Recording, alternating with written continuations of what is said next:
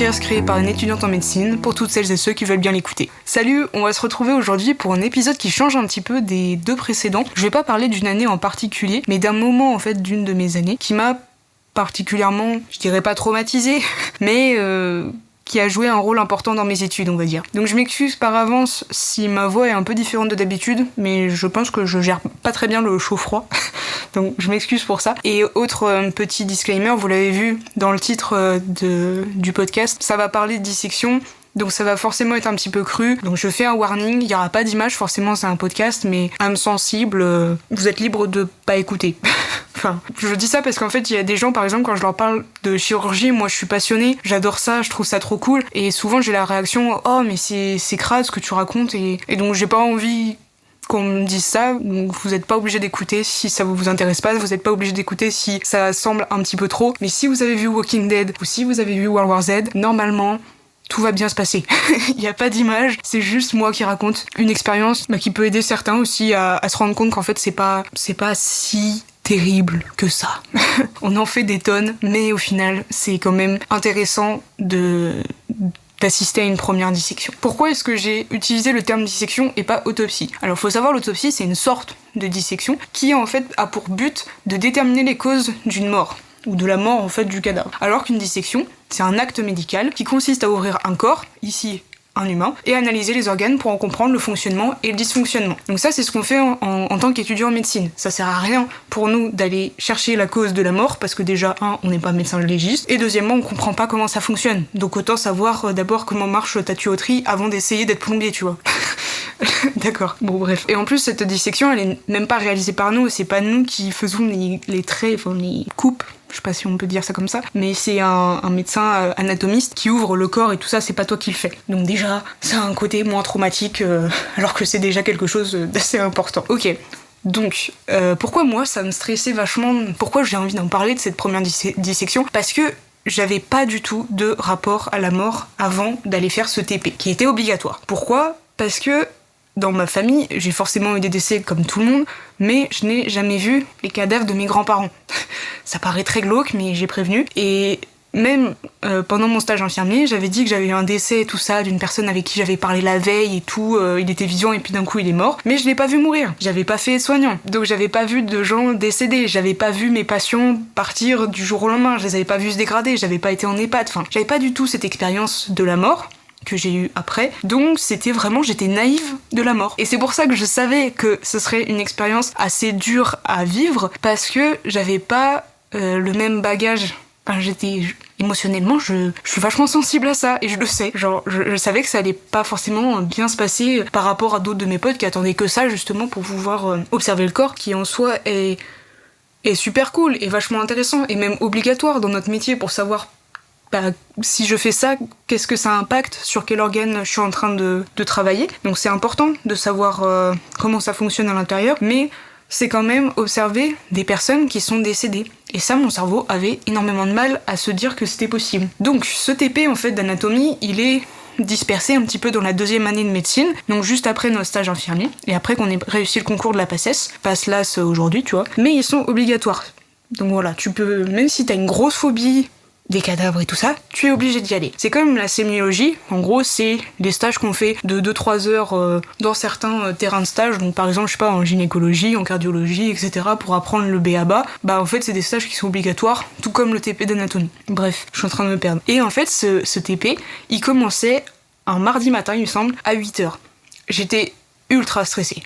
Mais vraiment, j'appréhendais tellement ce moment, j'étais tellement mal que... En fait, à cette époque, j'habitais à côté de la fac, donc j'y suis allée à pied, et je me souviens que pendant tout le trajet, j'angoissais de comment ça allait se passer, j'angoissais d'être dans la même pièce. Enfin, en fait, j'avais les mêmes croyances que ce qu'on voyait dans les films, en fait. Toujours la morgue, elle est au dernier étage, au sous-sol, avec un néon qui est suspendu, qui éclaire un tout petit peu les cadavres, et qui clignote une fois sur deux, avec une musique ultra flippante. Une fois sur deux, il y a la porte de la morgue qui s'ouvre avec un cadavre. Enfin, non, c'est pas ça du tout. Enfin, peut-être que dans certains endroits si, mais en tout cas là, c'était pas le cas, puisque c'était à la fac, donc c'était beaucoup plus éclairé, beaucoup plus ouvert, lumineux. Enfin, ça faisait moins gore en fait. Donc je fais mon petit trajet à pied jusqu'à la fac et j'arrive devant le bâtiment qui est un bâtiment moderne, donc on est au premier étage. Donc je monte les escaliers et tout, mes potes voient que je suis pas bien, et eux, ils se moquent un peu parce que tu vois, t'as toujours cette histoire-là de... T'es un bonhomme, genre quand tu t'évanouis pour un truc, les gens rigolent, tu vois. Enfin, je sais pas comment expliquer. Genre tu dois pas paraître insensible, mais tu dois montrer que les choses te touchent pas. Et moi, en fait, le problème, c'est que les choses me touchent et ça se voit. Je ne peux pas le cacher. Donc là, ça se voyait à 200 000 km que j'étais pas bien, en fait, dans le couloir. Et donc justement, t'avais les deux teams. Donc on attendait les anatomistes dans le couloir et tout. Et moi j'avais trop peur. Mais j'avais vraiment... Je me souviens, pour cette vidéo, non. Pour ce podcast, j'ai dû me remettre dans l'état en fait dans lequel j'étais ce premier jour. Et je me souviens que j'étais plus stressée que quand j'ai passé le concours. Vraiment. Je savais pas à quoi m'attendre. C'est inimaginable. Mon cerveau, il avait tellement créé des images atroces que j'avais peur de rentrer dans la salle. Et donc du coup on attendait. Donc sur les côtés du couloir, t'avais la team qui était trop à fond et tout, qui avait disait ouais mais attends mais c'est trop bien, on va toucher je sais pas quoi et tout. Mais moi il est hors de question que je touche à quoi que ce soit. Et du coup t'avais donc la team des gens qui voulaient pas y aller, qui attendaient. Et ensuite les anatomistes, il y en avait un, vraiment... On aurait dit qu'il avait joué dans un film, tu sais, il était tout maigre, avec le visage quasiment blanc, comme un croque-mort quoi. Donc ça m'a pas du tout mis en confiance, alors que t'en avais un autre très grand qui était très sympa. Là c'est pas du tout comme dans l'ancien temps, tu vois, ou dans l'ancien temps, enfin au temps de nos professeurs, puisque nos profs, tu vois, ils avaient pas le droit justement d'être faibles. Ils avaient pas le droit de ressentir des émotions, d'avoir peur, d'être mal à l'aise, de faire des malaises, tu vois. Alors que nous, aujourd'hui, c'est pas encore tout à fait exceptionnel et encore, les gens le prennent mieux, les profs le prennent mieux et comprennent mieux. Parce que eux aussi sont passés par là, mais à l'époque, ils avaient pas le droit de trop montrer leurs émotions. Alors que nous, c'est plus... on a eu vraiment un message de la part de l'anatomiste qui disait si jamais vous vous sentez pas bien, vous sortez de la salle, etc. Enfin, très enveloppant, tu vois. C'était pas, vous êtes pas des enfants, vous êtes des adultes, bref, voilà, enfin, non, ils avaient pas du tout dit ça comme ça, c'est vraiment, si vous vous sentez pas bien, vous sortez. Donc, l'anatomiste nous appelle, et là, il nous dit d'aller mettre une blouse, et des gants. Donc, les gants, c'est les gants classiques, que tu vois, normal, quoi, c'est pas des gants stériles, et la blouse, c'est une espèce de surblouse, de chemise blanche transparente. Enfin, voilà, c'est pas une vraie blouse de médecin. Et ensuite, il nous demande donc de signer. Et donc là, on attend devant la porte pour enfin rentrer dans la salle.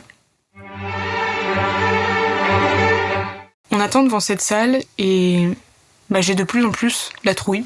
J'ai peur qu'on me prenne pour quelqu'un de sensible, j'ai peur de pas me sentir bien, j'ai peur de m'évanouir dans le cadavre, j'ai peur de voir le visage des cadavres et donc que ça rende le truc plus vrai. Et en fait, ce qui était cool, entre guillemets, c'est qu'on était à l'époque du Covid. Donc on avait un masque chirurgical sur le visage. Et je pense que ça m'a sauvé la vie. Vous le saurez plus tard pourquoi. Donc l'anatomiste nous fait donc sa petite phrase si vous vous sentez pas bien, machin, vous sortez. Rien à voir, mais c'est une des premières choses qu'on nous a dit quand on a dû faire notre stage infirmier. Le malaise, il gagne toujours. Donc faites pas les kékés. Mais quand vous vous sentez pas bien, quand vous sentez que ça vient et que vous allez vous évanouir, ça sert à rien de lutter. Il faut laisser le malaise faire son petit truc et tu vas t'asseoir et puis voilà, ça arrive à tout le monde. T'es pas très fier à ce moment-là, mais justement, comme je disais, c'est beaucoup moins mal pris. Moins mal pris aujourd'hui par les professeurs si tu fais un malaise qu'avant. Donc on rentre dans cette salle, je suis dans les derniers, parce qu'il est hors de question que j'aille en première ligne. Allez les voir, vous, moi j'ai pas très envie. Et c'était une salle en fait qui était très éclairée, avec 6 tables, je crois, 6 tables en métal, et sur lesquelles donc il y avait des draps, tout simplement, qui recouvraient des trucs. Il y avait des fenêtres qui étaient...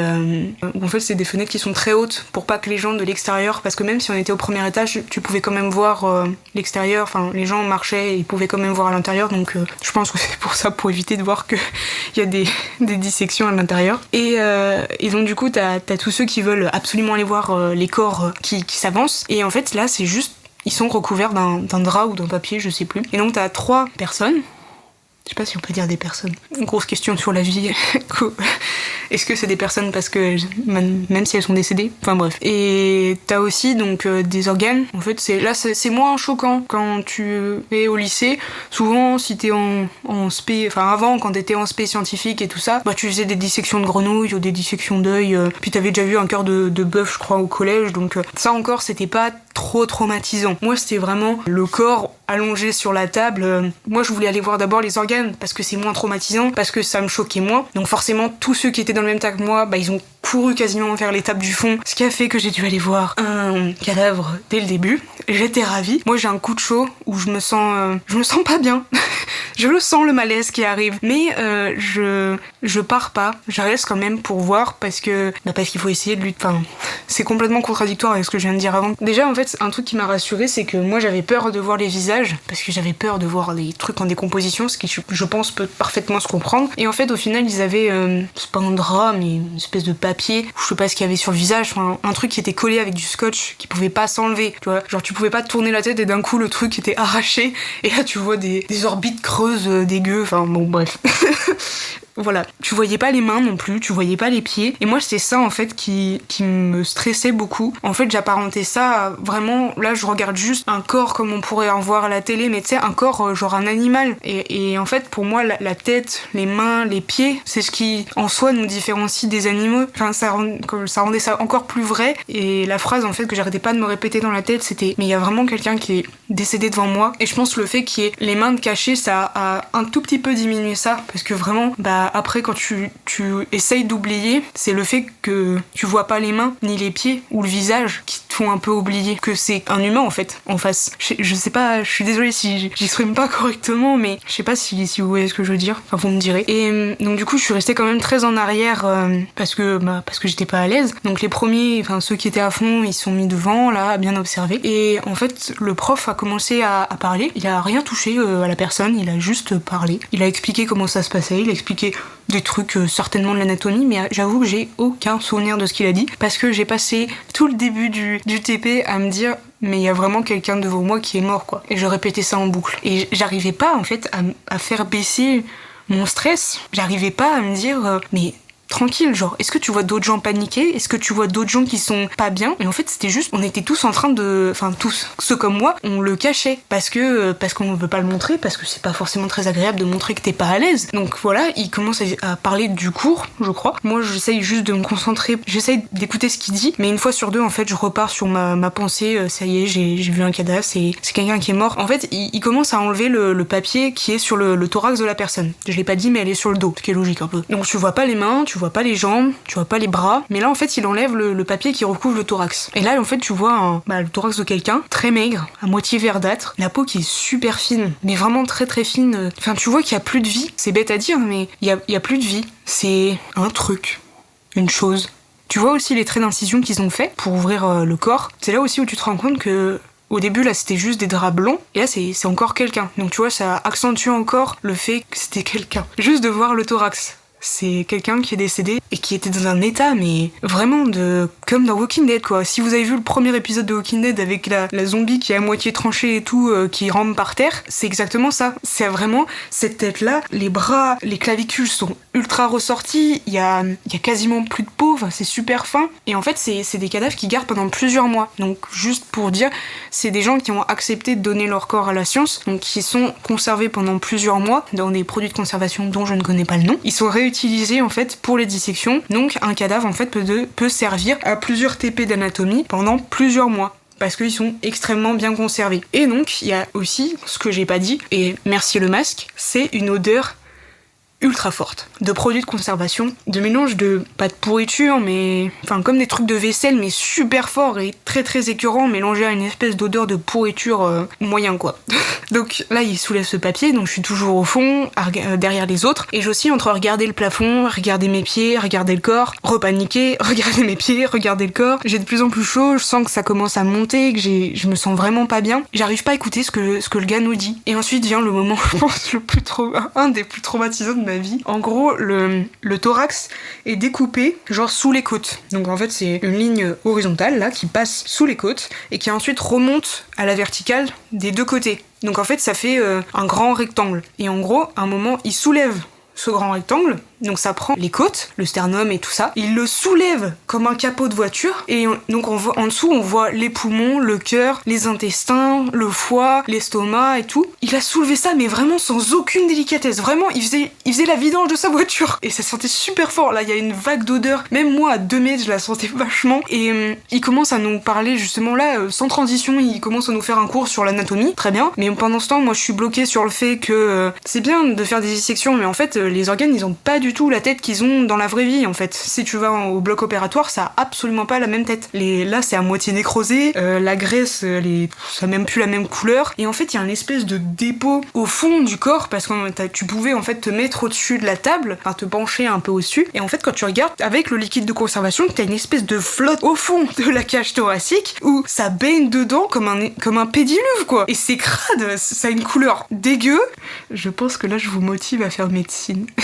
Ouais non, c'était super dur, genre, et puis après lui il continue de faire sa petite vie de prof en expliquant oh bah ça c'est l'artère machin, oh vous pouvez toucher la horte, vous verrez elle est calcifiée, gna gna gna. Ah c'est marrant, ça me fait pas marrer. Donc t'as toujours les bips qui vont, enfin non mais les gens qui sont super à l'aise et qui vont aller toucher la horte là comme ça, avec moi si je fais ça il faut que je me lave pendant 4 jours, enfin bref. Il commence à expliquer, à nous demander donc de toucher ça, et en fait après il vient au moment où il doit bouger les intestins. Et là, oh là là, il va chercher, en fait il fouille dans le corps en soulevant les intestins et il bouge tout, il déplace tout, donc je te raconte pas l'odeur qui est déplacée avec ça. Et là je me suis dit c'est too much, là c'est bon, et je suis partie dans l'autre pièce. Au final, j'ai rejoint les gens qui se sentaient pas bien comme moi et j'ai tenu 10 minutes sur 2 heures de TP. Voilà, moi je trouve ça très respectable pour une première approche. Non, en vrai j'étais très déçue, mais j'étais tellement mal. Donc on s'est assis en fait sur le sol dans l'autre pièce à côté, on a discuté avec une amie à moi. Et en fait moi je pensais que après avoir passé ce moment un peu compliqué, un peu délicat, où tu reprends tes esprits et après tu te dis c'est bon, là j'y vais, c'est parti. Bah en fait non, ils voulaient pas qu'on rentre dans la salle. En même temps je peux les comprendre, partir au bout de 10 minutes, bah tu reviens pas, tu vois. Mais bon. Au final, après, on a été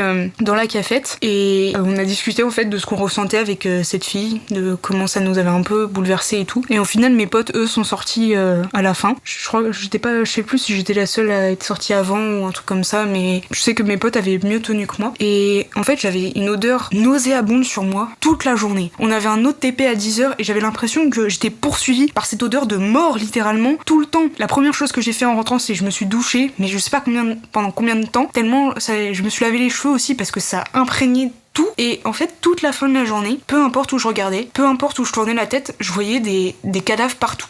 Et là moi je commençais à paniquer parce que je me suis dit si je commence à voir ça jusqu'à la fin de ma vie, ça va être dur. Mais vraiment en fait j'angoissais dans mon appartement. J'étais en train de faire, je crois que j'étais en train de faire mes cours. Je me lève, qu'il y a mon bureau qui est dans un petit renfoncement en fait dans la pièce qui était dans la pièce principale. Et en fait si je me lève, que je vais vers la kitchenette est en face de la porte. J'avais l'impression qu'à chaque fois que je vais passer ce dédale entre mon bureau et la porte, bah il y allait avoir quelqu'un qui m'attendait à la porte, un cadavre, tu vois, comme dans les films d'horreur, vraiment. Et ça a duré jusqu'au soir même, et en fait le lendemain matin j'ai plus rien eu, c'est bon, c'était passé, mais j'ai passé en fait toute la fin de ma journée stressée de voir des trucs tout le temps, et je me suis dit mais en fait c'est pas possible, ça peut pas rester, genre je peux pas faire médecine dans ces conditions, et je me sentais constamment observée, vraiment ultra mal. Au final le lendemain, donc comme je le disais, c'est passé, mais du coup j'angoissais énormément sur le prochain TP qui était dans 15 jours ou 3 semaines, parce que je me suis dit là j'ai fait 10 minutes, va bien falloir qu'on fasse un peu plus, parce qu'il y a pas le temps d'apprendre grand chose en 10 minutes. Et là je me suis dit je vais créer une playlist qui te donne forcément la pêche. Donc qu'est-ce que j'ai mis dedans? J'ai mis les Bee Gees et Elvis Presley, et là je peux te dire, ça a très bien marché. Donc j'ai écouté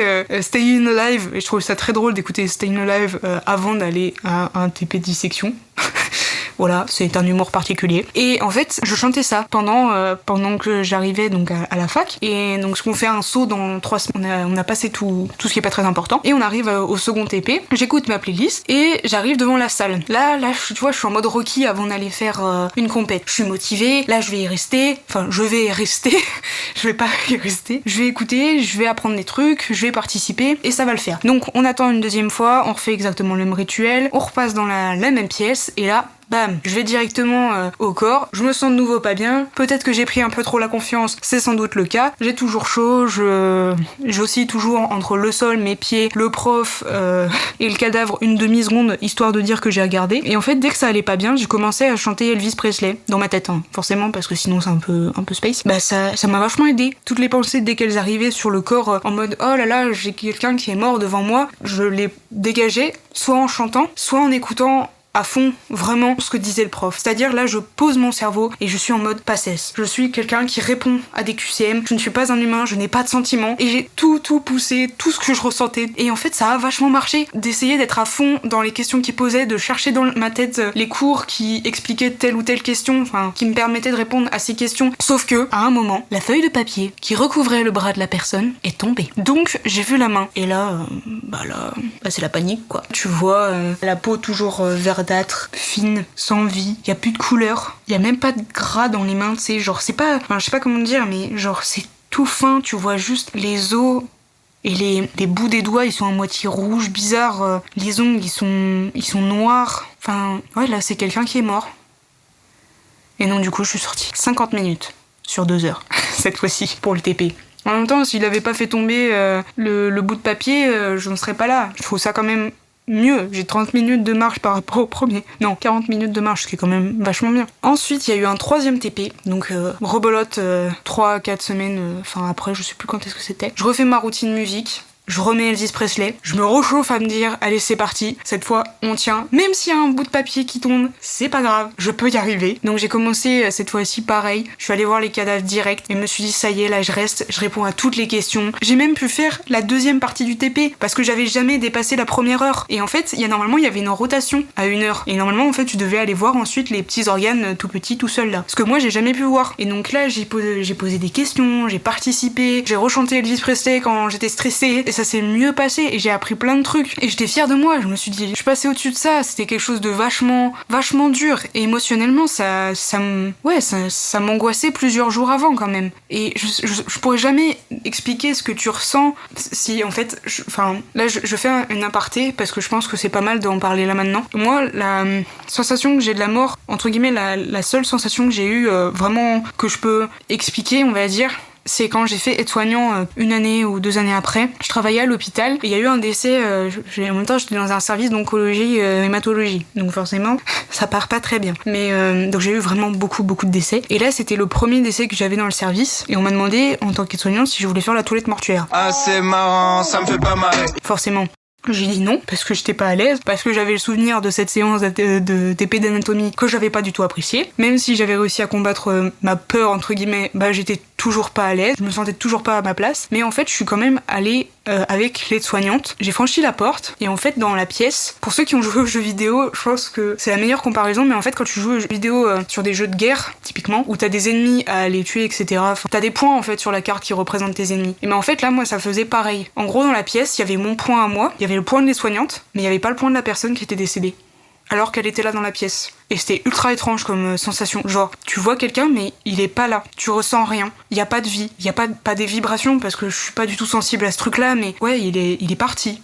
Il n'existe plus. Et en fait, c'est un peu ce que tu ressens quand tu fais ton TP d'anatomie, mais en moins fort, parce qu'en fait, là, c'est des gens qui sont vraiment ultra affectés par le temps, par la décomposition, tout simplement. Donc, ils sont quasiment plus humains. En fait, ça ressemble pas à des monstres, mais c'est pas du tout pareil. Alors que là, c'était quelqu'un qui venait de mourir dans les heures, même pas, dans l'heure précédente, tu vois. Donc, il avait encore la même couleur, ou il était peut-être juste un peu blanc. Il était pas du tout en décomposition. Ça n'a rien à voir. Mais pour décrire ce que j'ai ressenti à ce moment-là, je pense que c'est le meilleur exemple que j'ai trouvé, en tout cas. Je pense que ça parle plus.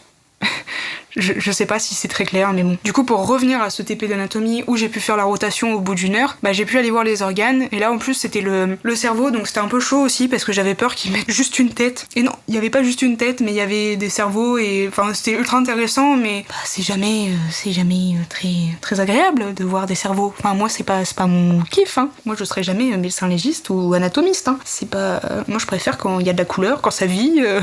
Et pourtant, voilà, typiquement la comparaison avec le bloc. Au bloc, je suis super bien. Je stresse pas, j'ai aucun problème avec le fait d'aller trifouiller dans le corps humain, mais vraiment, ça n'a aucun rapport. La dissection, c'est pas mon truc.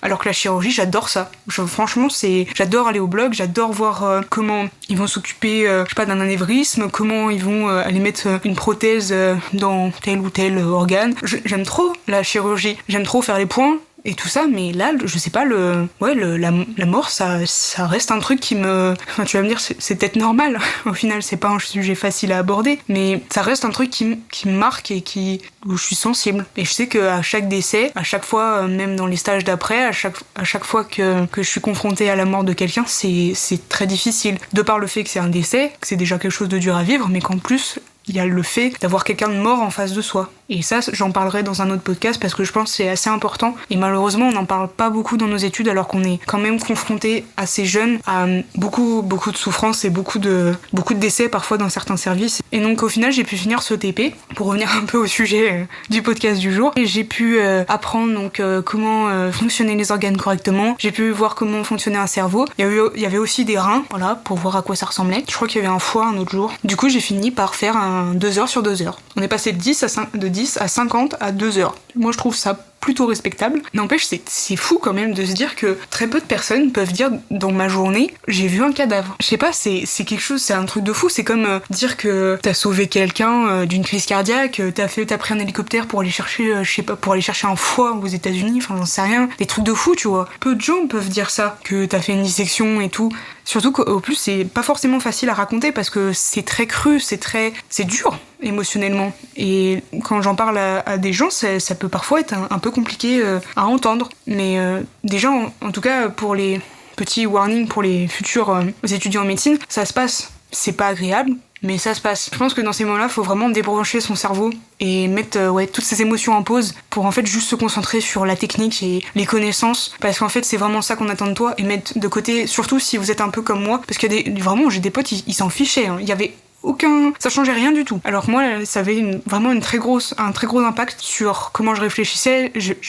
J'arrivais pas à réfléchir. J'étais juste obnubilée par le fait que c'était quelqu'un qui est décédé. Et au fur et à mesure, en m'y confrontant à chaque TP, ça va mieux. Je dis pas qu'aujourd'hui je serais super à l'aise, mais je pense que j'angoisserais moins. Ou je me dis, je l'ai déjà fait, je suis pas morte, et il s'est jamais réveillé le cadavre, ça devrait bien se passer. Enfin bref, j'espère que cet épisode t'a plu. Il change un petit peu des 2 derniers qui traitaient vraiment de comment j'ai vécu mes 2 années sur le plan méthodologique, mais même sur le plan émotionnel. Donc si jamais l'épisode t'a plu, n'hésite pas à laisser donc une petite note sur toutes les plateformes de podcast, que ce soit Apple Podcast, Spotify, Deezer, encore le site qui héberge mon podcast, à me faire un retour, même en message privé, ça fait super plaisir, à me dire si t'as envie d'écouter ou de parler d'un sujet en particulier, et surtout aussi si tu connais des professionnels de santé ou si tu es toi-même professionnel de santé et que t'as envie qu'on fasse un épisode ensemble pour discuter de tes études ou même de ces sujets dont on parle peu, par exemple ton rapport à la mort, comment ça s'est passé dans tes études et tout ça, parce que j'aimerais un petit peu plus dédramatiser, rendre ça plus accessible. N'hésite pas à me contacter, ça me ferait super plaisir, et on se dit à très bientôt, prends soin de toi, ciao.